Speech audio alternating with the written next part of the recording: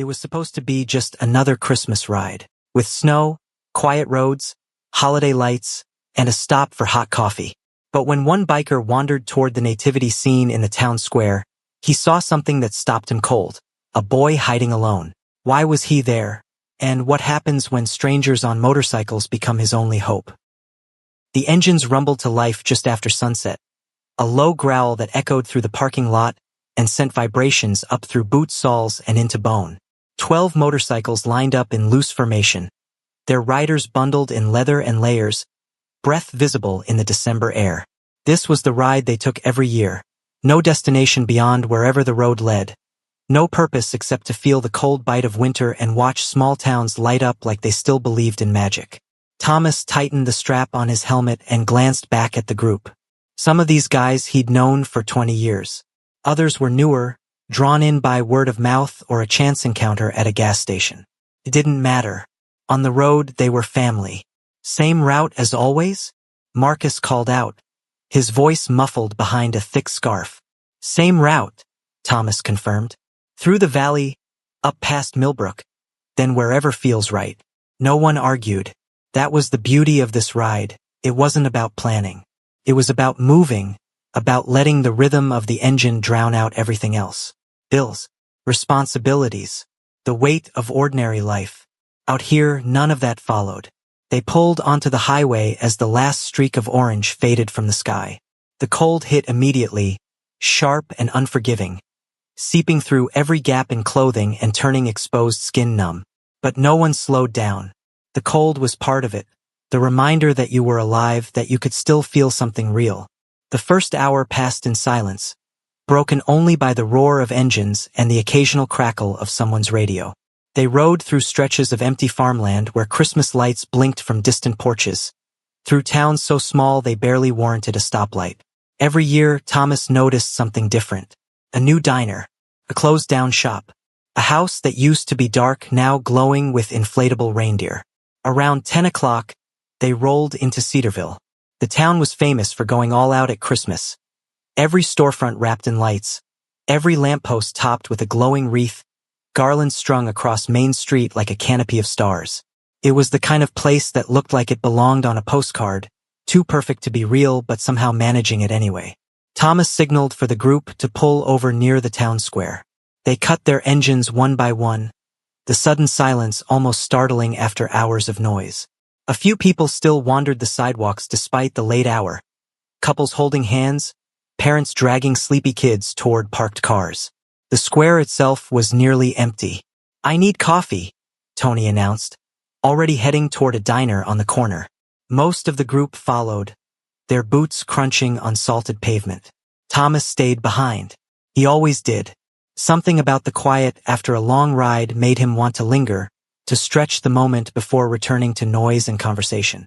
He walked toward the center of the square, hands shoved deep in his pockets, drawn by the soft glow of the nativity scene. The display had substance. Someone had built an actual wooden stable, not just arranged plastic figures on frozen grass. The figures were life-sized, painted with care. Mary knelt beside the manger, Joseph stood watch, shepherds gathered with their staffs. Strings of white lights wrapped around the structure, casting everything in a warm, golden haze. Thomas stopped a few feet away, tilting his head to take it all in. He wasn't religious, hadn't been inside a church since his mother's funeral, but there was something about nativity scenes that always got him. Maybe it was the simplicity, family, shelter, the idea that safety could be found in the most unlikely places. That's when he saw it, a shape that didn't belong. Behind the wooden wall of the stable, tucked between the structure and the manger itself, something moved, and it was too deliberate for wind, too still for an animal. Person. Thomas's breath caught.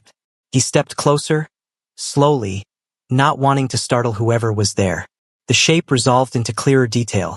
A boy, maybe 11 or 12, curled on his side with his knees pulled to his chest. He was wrapped in what looked like decorative blankets, the kind people draped over hay bales for effect, and his backpack served as a makeshift pillow. For a moment Thomas just stood there, frozen. The boy's eyes were closed, his face pale in the dim light, his breathing shallow but steady. The boy seemed to occupy less space than his body should, as if he'd spent so long trying to disappear that he'd almost succeeded. Thomas crouched down, keeping his distance. "Hey," he said softly. "You okay?"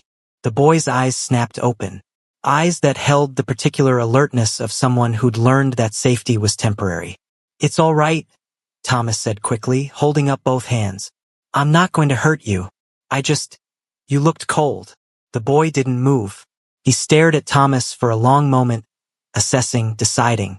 Then, slowly, he sat up, the blankets falling away from his shoulders. He was wearing a thin jacket, jeans with dirt on the knees, sneakers with frayed laces. "I'm fine," the boy said. His voice was steady, but there was exhaustion underneath it, the kind that came from not sleeping, not really, for days. Thomas nodded. "Okay, you staying out here long?" The boy hesitated. Then he shrugged. "I don't know." Behind them, the diner door swung open, and laughter spilled out into the night. The boy flinched at the sound, his shoulders tensing. Thomas saw it, the instinct to run, to hide again. And in that moment, he knew this wasn't just some kid sneaking out past curfew. This was someone who had nowhere else to go. Thomas didn't move from his crouched position. He'd learned a long time ago that rushing someone who was already on edge only made things worse. The boy sat there, half-wrapped in borrowed blankets, watching Thomas with the careful attention of someone who'd gotten good at reading adults. "My name's Thomas," he said quietly. "Those guys over there," he nodded toward the diner. "They're with me. We're just passing through. Do the Christmas lights every year." The boy's eyes flicked toward the diner, then back to Thomas. He didn't offer his name. "How long have you been out here?" Thomas asked. 2 nights. The answer came quick, like he'd been keeping count. "Maybe 3. I don't know what time it is." "It's almost 11. Thomas shifted his weight, his knees protesting the crouch. "That's a long time to be outside, especially in December." The boy pulled the blanket tighter around his shoulders. "I've been fine." "I believe you," Thomas said. And he did. The kid was clearly tougher than he looked. But fine and safe aren't always the same thing. The boy's expression shifted towards something weary, the look of someone who'd heard too many adults make promises they couldn't keep. Thomas changed tactics. "You hungry?" The boy hesitated, and in that pause, Thomas saw the truth. The kid was starving.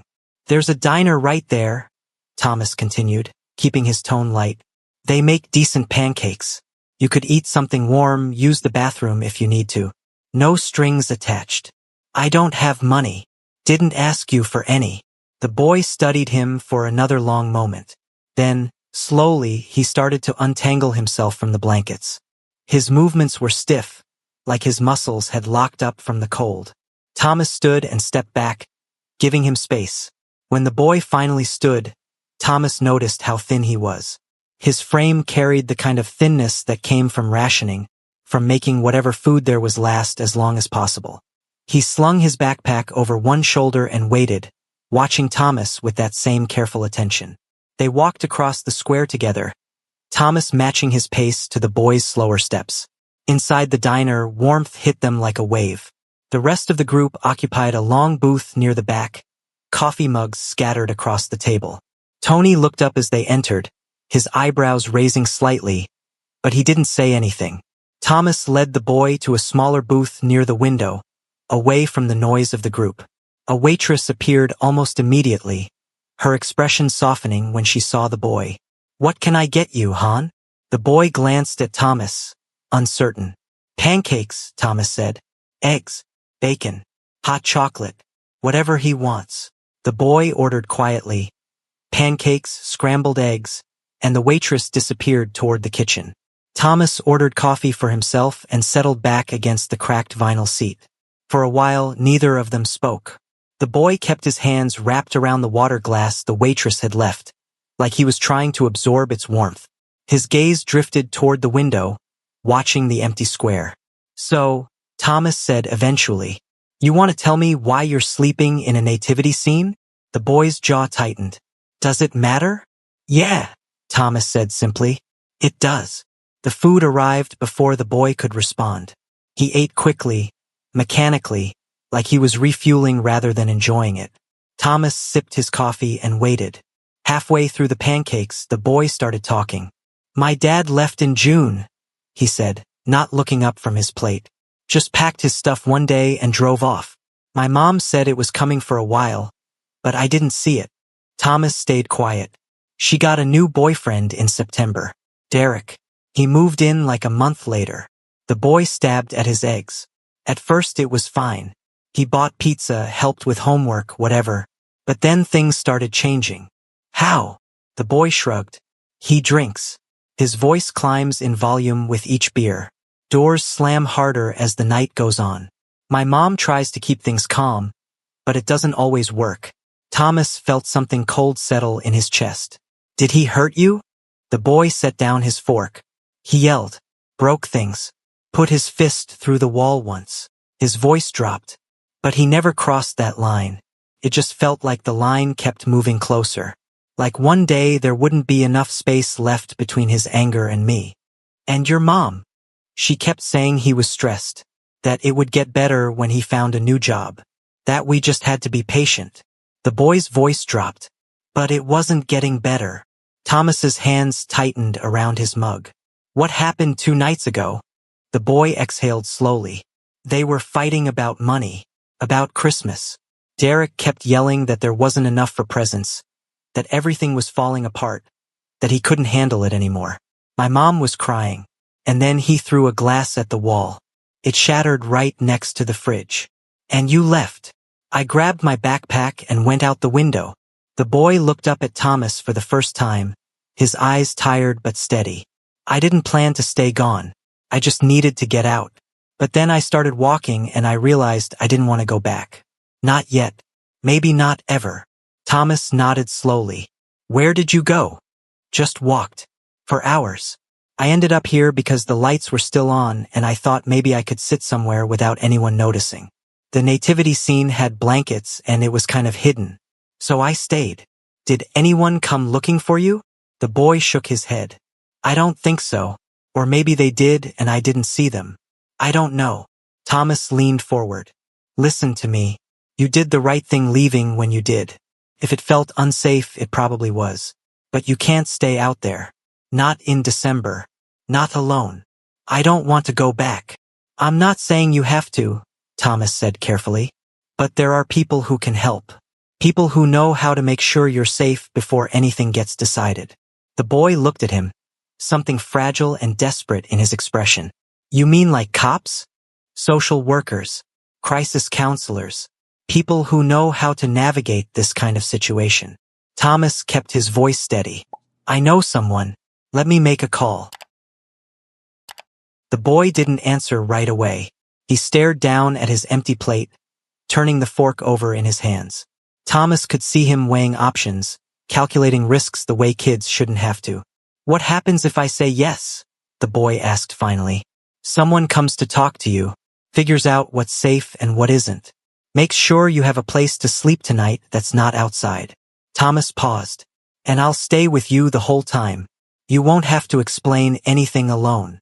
The boy nodded once, barely perceptible. Thomas slid out of the booth and walked to the far corner of the diner, pulling out his phone. The number was still saved from 3 years ago, when he'd volunteered with a local crisis hotline. He didn't know if it still worked, but he pressed call anyway. A woman answered on the second ring. "Crisis support, this is Angela." Thomas kept his voice low. "Hey, my name is Thomas Morrison. I'm calling because I found a kid who ran from home. He's been sleeping outside for 2 nights. He's safe right now, but he needs help." Angela's tone shifted immediately, professional but warm. "How old is the child?" "Around 11 or 12. Still hasn't told me his name."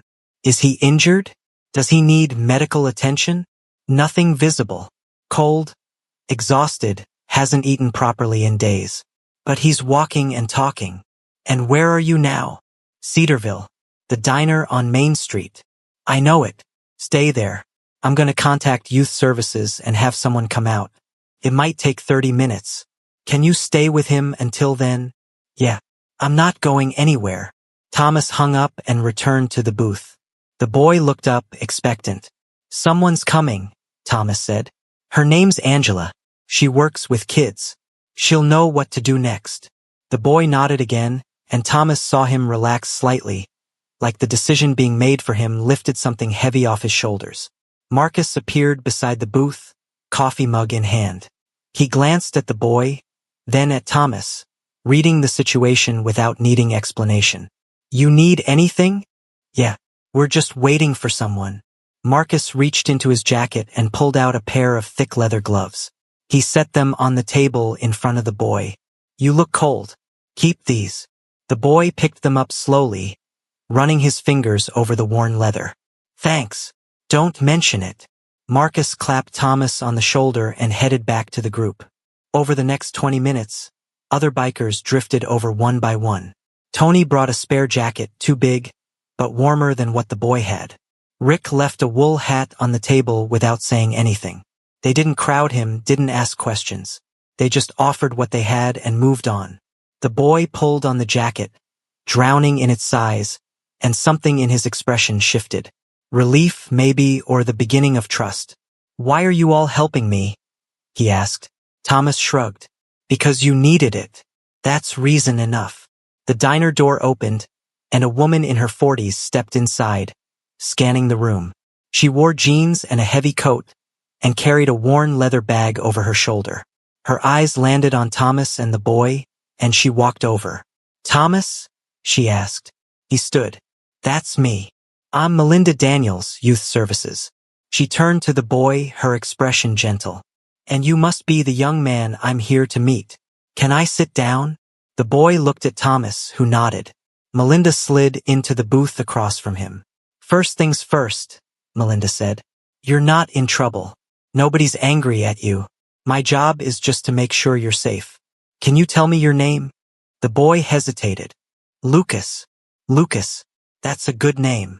Melinda pulled a notepad from her bag. I'm going to ask you some questions, and you can answer as much or as little as you want. Sound fair? Lucas nodded. Melinda asked her questions slowly, gently. Where he lived. What happened at home. How long he'd been gone. Lucas answered in short sentences, his voice steady but quiet. Thomas stayed in the booth beside him, exactly as he'd promised. When Melinda finished, she closed her notepad and leaned forward. Here's what's going to happen, Lucas. I'm going to place you with an emergency foster family tonight. They're good people who help kids during situations like this. Tomorrow we'll start looking into what's happening at your house. We'll talk to your mom, maybe Derek too. We'll figure out what's safe. But tonight you're going to sleep in a warm bed. Does that sound okay? Lucas's eyes went glassy, but he blinked it back. Yeah. Melinda made 2 phone calls, speaking in low tones near the front of the diner. When she returned, she smiled. All set. The family's expecting us. Thomas stood, but before Lucas could slide out of the booth, he reached into his jacket and pulled out a small wrapped box. Almost forgot. This was supposed to go to a toy drive, but I think it should go to you instead. Lucas took the box carefully, like it might break.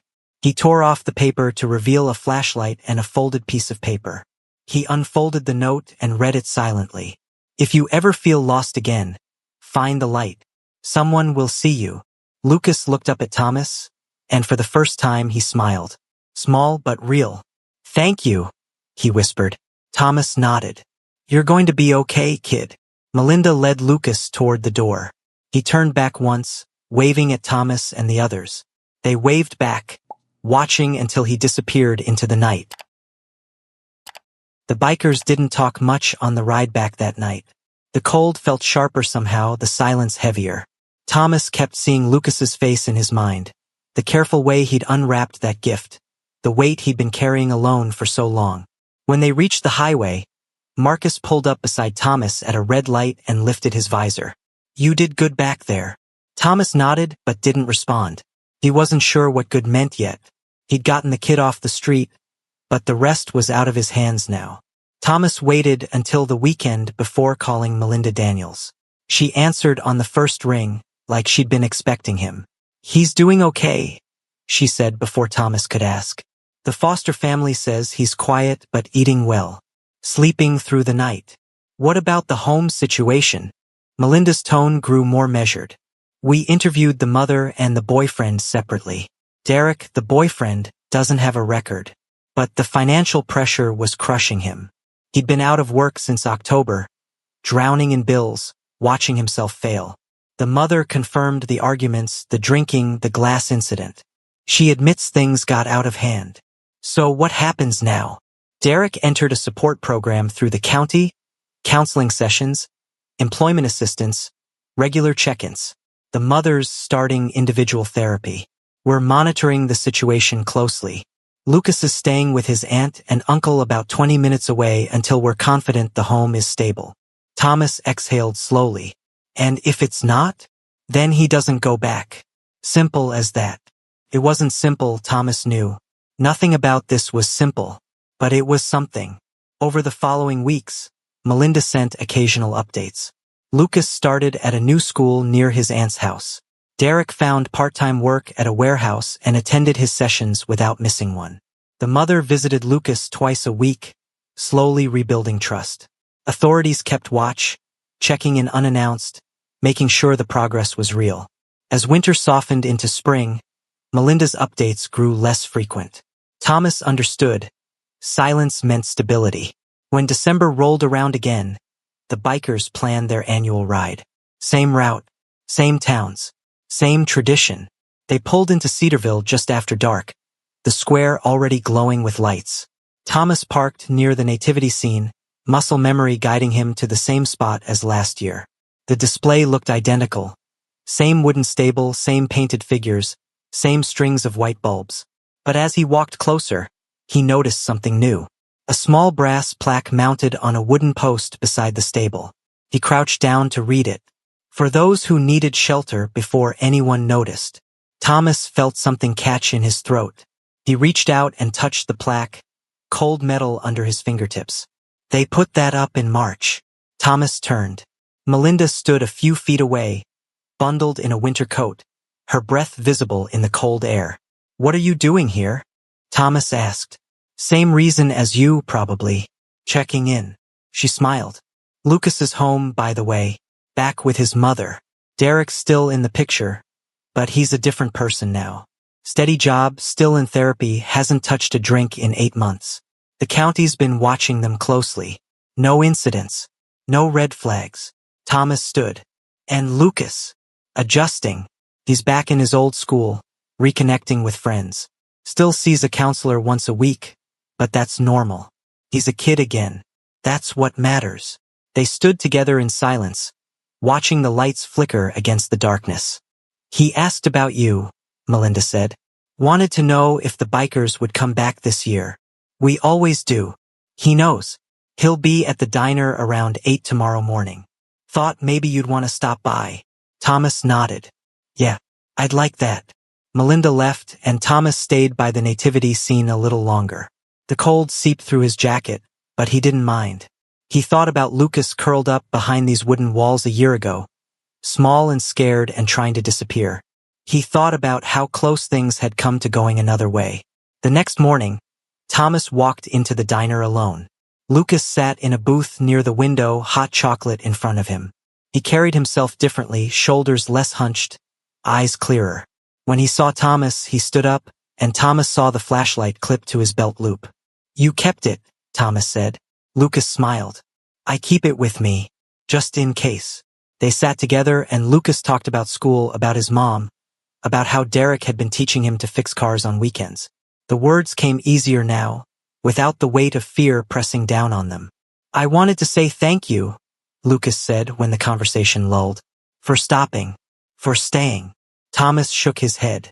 You don't need to thank me for that. Yeah, I do. You could have kept walking. Most people would have. Thomas thought about that.